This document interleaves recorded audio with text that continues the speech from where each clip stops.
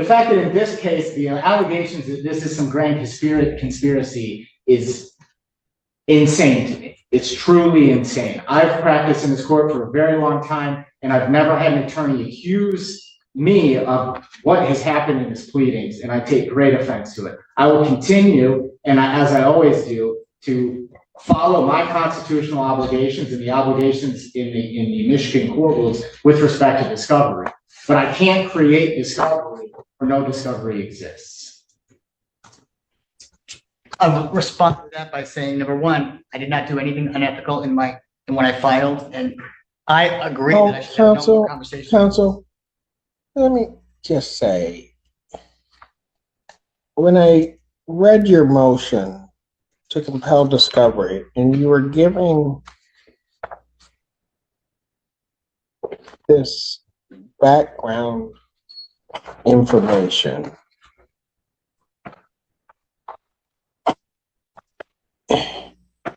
I'm not going to opine on whether or not it's ethical. I think you have made certain allegations against people that if I were to call you to task to say that that actually happened, I think you might be hard pressed to do so. The very fact that people with the same last name exist in an office doesn't mean that they had anything to do with it. In fact, typically, certainly as it would be between Patricia Reiser and John Reiser,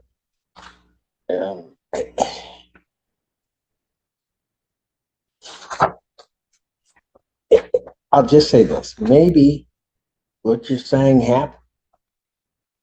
Maybe. But the ethics of these individuals, if one's going to question them, then you better bring it. And not just try to float out that somebody did this or did that. Because, and I'll make it very clear, Miss Patricia Reiser has practiced in front of me for years. Known her for years. Her ethics are beyond reproach. The fact that I can tell you this and almost would bet my barker that if something came across her desk and it had to do with Scioto Township, and she knows that her husband is involved in Scioto Township, she'd have nothing to do with it. She would stop, it would go someplace else, she would forget about it and never have a conversation. That's who she is, that's how she's practiced, that is everything about her. So when I'm reading this, counsel, I'm going to tell you I have serious doubts when it starts that way. But things can happen. And that's why I went to the file before we got here to figure out who had it. She didn't have it. Her name's not on it. And I don't think it's fair to make accusations about people, offices, how they operate, without being able to substantiate it. You tell a story that somehow or another somebody, after getting done reading this, here's what I've got to believe. I got to believe somehow in Scioto Township, there is somebody who went to the sheriff's department, made some complaint that the sheriff's department then, without any basis whatsoever, then put together a report that they submitted to the prosecutor's office based upon their investigation, and that it didn't have, that there was no basis there to do anything, that then it got into the prosecutor's office, and the prosecutor's office then said, well, we don't see anything here, but we're going to make this happen. Wouldn't happen here. And that's really how your document reads. Go ahead. I was gonna say, I apologize that it reads that way. You have to, if you would just see it from my perspective, I'm coming into this case, I don't know Miss Reiser, I don't know any of the players, all I know is what I'm seeing, and I see a woman who was part of essentially just an IT issue, and she ends up getting charged. But counsel, It makes no sense. and maybe it doesn't make any sense. Maybe somebody made a bad decision in terms of their discretionary call. That's totally different from saying you shouldn't have done this to that there is this intentional thing to happen to charge your client. I'm having a hard time believing that.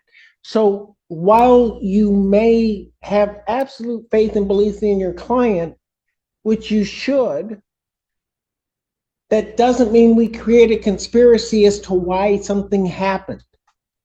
Somebody may have made a bad call. Okay. I 100% agree. I only wanted to give you the players and what their roles were. That's all I was trying to do, where people were and why it seems fishy to me. This case seems fishy, Judge, and I want to know if there's any shenanigans. I want to know if there's shenanigans in emails or texts between witness Hathaway and the sheriff. That's what I want to know. And if they don't exist, then the prosecutor can just say they don't exist. I guess that's what he's saying. So I'll take his position as, unless he wants to change it, as being, I've checked with the sheriff and these exculpatory documents don't exist. If that's the case, fine, so be it. That's the record and I will say nothing more. I appreciate the court's time today. And again, I did not mean to be disrespectful in any way.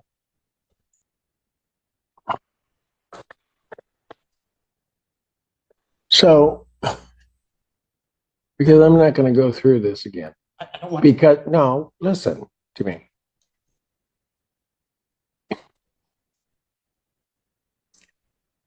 You know, counsel, sometimes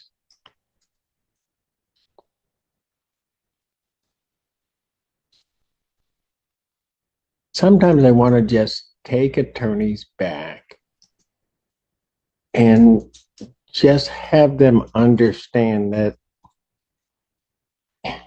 in the privilege to practice law in this state, you need to be respectful of the process and the people. And you have to do it in a way that doesn't practice in a way that doesn't jeopardize your credibility. And I think people don't do that. And sometimes they don't do it with just the words they use. You know,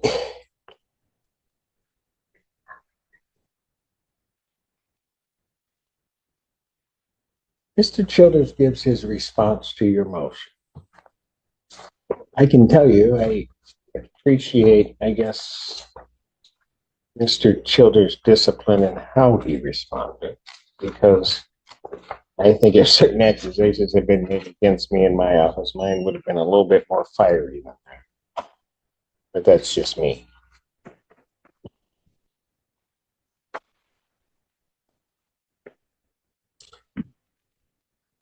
Do you have a copy of your reply? I sure do. Would you like to? May I approach? Oh, No, I've got a copy right here. Oh, sorry. I've got a copy right here. I want you to just follow along with me. absolutely, sure.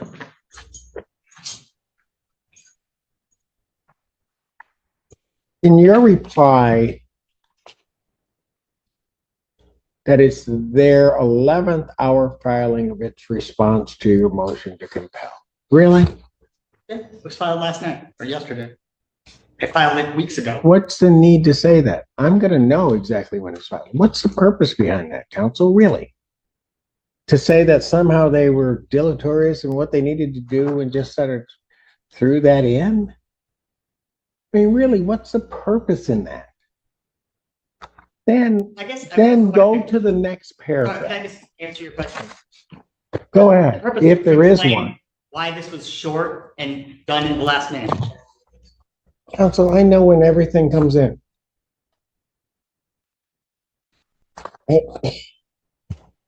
So, and then you make the pejorative statement in the next paragraph, counsel.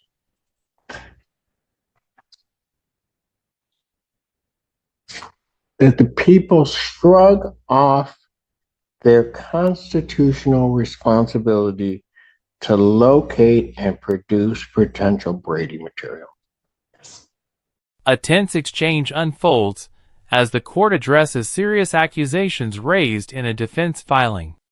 The prosecutor strongly rejects claims suggesting a conspiracy, calling the allegation outrageous and emphasizing that discovery obligations cannot produce evidence that does not exist.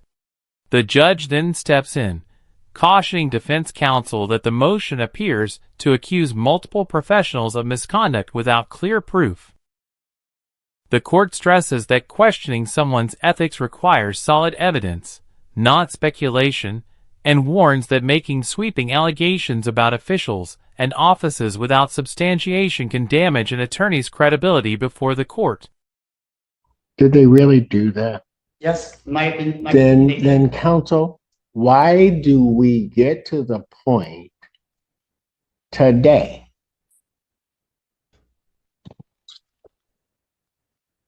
after this hearing? What have they shrugged off? List it to me. No. If you're gonna stick by that statement, list it to me. Yes. It's constitutional duty, and I'll quote. I know Brady upside down and backwards. Right. So you don't need to quote it to me. But they shrugged it off because they said, I don't know about it. They didn't check. They didn't look. They didn't become educated, as far as I know. Maybe they did. And I'd like to know that. If that happened, then they didn't shrug it off. But right now it looks like they did. Looks like they shrugged it off. Even now? Mr. Childers has still not said that he checked. He still has not said that he. You have got to be kidding me, counsel. Even now. Did he check for emails? Can I just ask him? But even now, counsel, you sat down. Mr. Childers gave his response about what he would do. You sat down and you said, okay. I then read something that you wrote, and you're still maintaining that somehow or another they're not abiding by the Constitution in some way of jeopardizing your client's rights. I'm going to tell you, and I will assure you, counsel, in my court, your client's rights will be protected. And quite frankly, that is in regard to any attorney or whatever. Even if the attorney's not doing their job, I'm going to do my job and make sure her rights are protected. So but after we get done with all of that,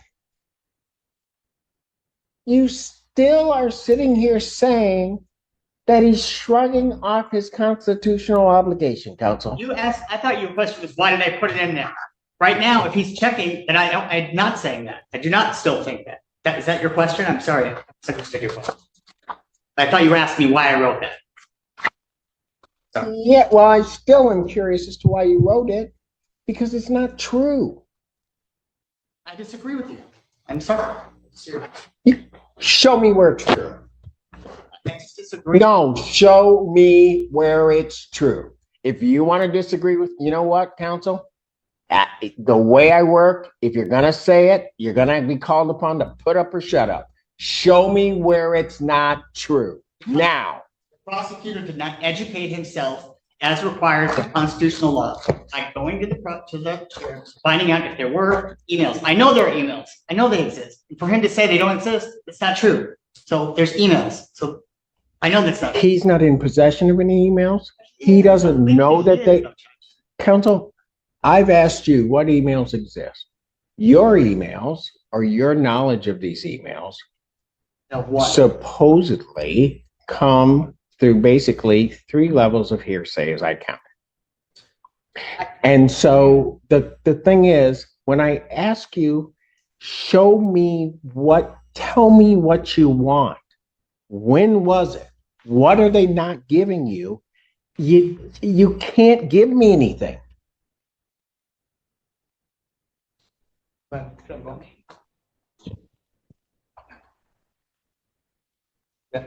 Your Honor, I know what I know, and I explained how I knew it, and that's all I know. Okay, so I'm asking though I was asking for a general. Counsel, that's not the way I practice in my courtroom. If you come here, you better be ready to answer my questions and put forth what you're saying. I don't operate on speculation of something. If you're telling me that the people have something in their possession or have access to that may be exculpatory to your client, certainly, but even if it's inculpatory and they haven't given it to you, you need to lay that out to me on something other than speculation about whether or not something exists. That's the way I work. How would I know? How would I know if it exists? If I don't have. And you just can't make the accusation, counsel, that they're hiding something. I'm just asking. I wasn't saying they're hiding it. I'm asking for the information. No, Sorry if your whole motion is an accusation, counsel. I don't read it that way. I'm sorry. It is an accusation. No, it's an accusation that they shrugged off their constitutional duties to produce certain evidence that they don't have, and you don't know if they have it or not. I mean, I'm asking for it. I'm just trying to compel it. If you don't compel it, then I won't never. What are we going to compel? I would ask for an order saying turn over any emails if they exist that are exculpatory. That's all. If they don't, counsel, that is about as useful as turn over every unicorn in your possession, because I don't know that they have either one. I mean, that's not a basis of a motion to compel, counsel. That's not how you practice. If you and by the way, counsel, some of this you can FOIA, you can subpoena it. But you also have to do your job.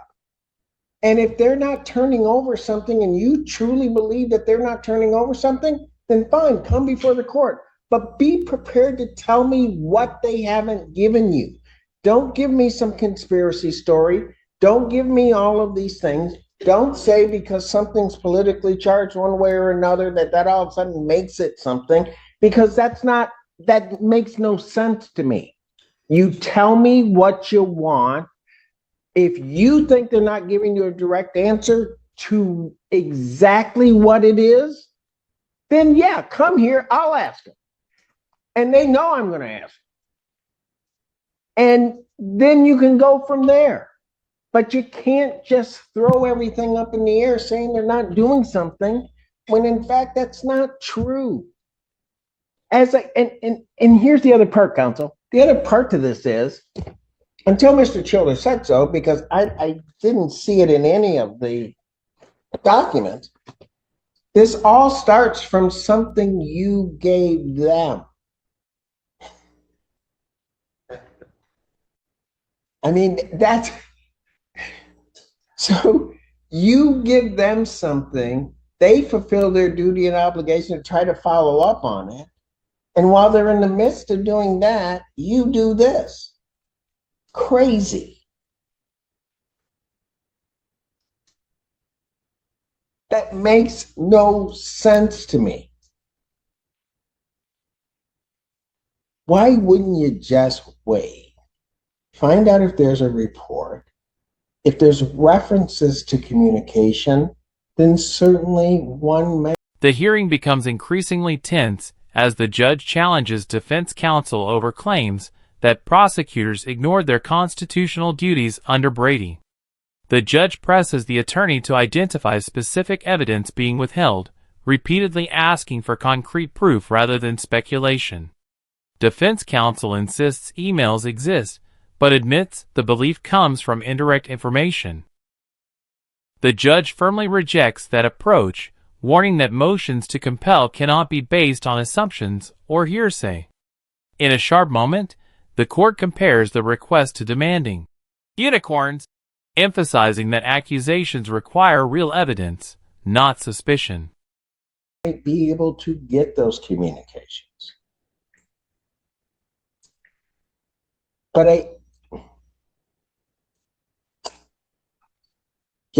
I'm not one that believes in a lot of conspiracies. But counsel,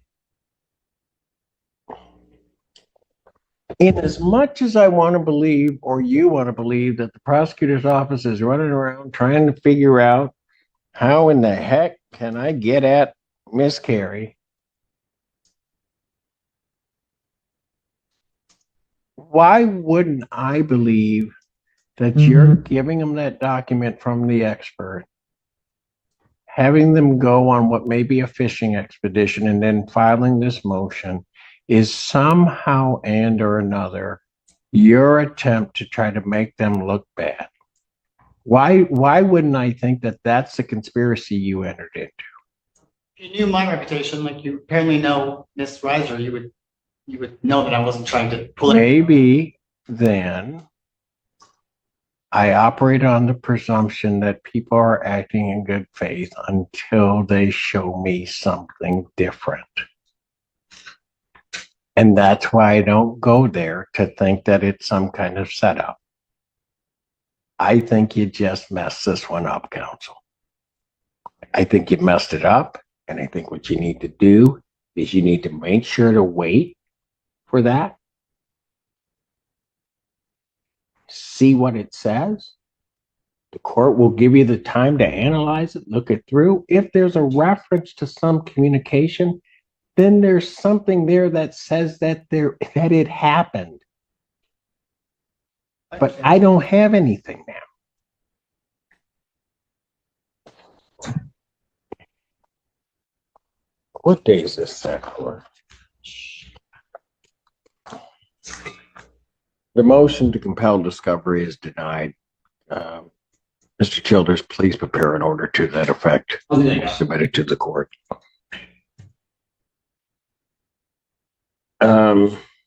As to the probable cause here, where do we need to go from here? I think we should probably set it for another PCC and a probable cause hearing. How much time did you need? Well, I kind of understood from Mr. Childers that they're still analyzing the motion. And now we need to say, I don't think that's what he said. I think what he said is he's going to be analyzing information and they'll be looking at it all the time. Judge, are you going to be handling the probable cause hearing? I will be handling the probable cause hearing. And whether or not it stays with me for exam is yet to be determined. Okay, thank you. Probable cause conference in this matter will be adjourned to November 26, 2024 at, was that? Pardon? Those are at 9 a.m. At 9 a.m.